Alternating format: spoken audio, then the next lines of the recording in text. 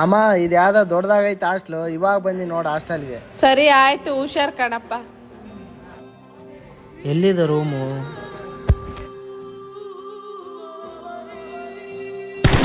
ಹೊಡಿಲೆ ಹೊಡಿಲೆ ಹೊಡಿಲೆ ಹೊಡಿಲೆ. ಅಣ್ಣ ಅಣ್ಣ, ಕೆಳಗಡೆ ಒಬ್ಬ ಅಣ್ಣ ಹೇಳಿದ್ನ ಇದೇ ರೂಮಲ್ಲಿ ಇರ್ಬೇಕಂತೆ. ಏನು ಈ ರೂಮ್ ಅಲ್ಲ?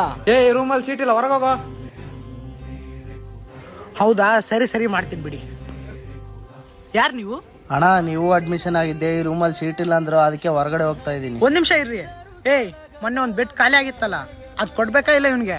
ಅಣ್ಣ ರೂಮ್ ಖಾಲಿನೇ ಐತಣ್ಣ, ಅವ್ನ್ ಕರ್ಕೊಂಡು ಏನಣ್ಣ ಮಾಡ್ತೀಯಾ? ನಮ್ಮೂವರ ಆರಾಮಾಗಿರ್ಬೋದಲ್ಲ. ಲೋ, ನೀವೆಲ್ರು ನನ್ನ ತಮ್ಮನ್ ತರ, ಇವನೊಬ್ನೇ ಇದ್ರೆ ಏನೂ ಆಗಲ್ಲ, ಅಡ್ಜಸ್ಟ್ ಮಾಡ್ಕೊಳ್ಳಿ. ಇಲ್ಲಣ್ಣ, ಈ ರೂಮಲ್ಲಿ 3 ಜನ ಸಾಕು. ಹೌದಣ್ಣ, 3 ಜನ ಸಾಕು ಅಷ್ಟೇ. ಯಾಕ್ರು ಹಳೇದ್ನೆಲ್ಲ ಮರ್ತ್ ಬಿಟ್ಟಿದ್ರಾ? ಒಂದ್ ಟೈಮಲ್ಲಿ ನೀನು ಯಾವ್ದೇ ರೂಮ್ ಹುಡುಕಿದ್ರು ಸೀಟ್ ಸಿಕ್ಕಿದ್ದಿಲ್ಲ. ಅವತ್ ಪಾಪ ಅಂತ ನಾನು ಕರ್ಕೊಂಡು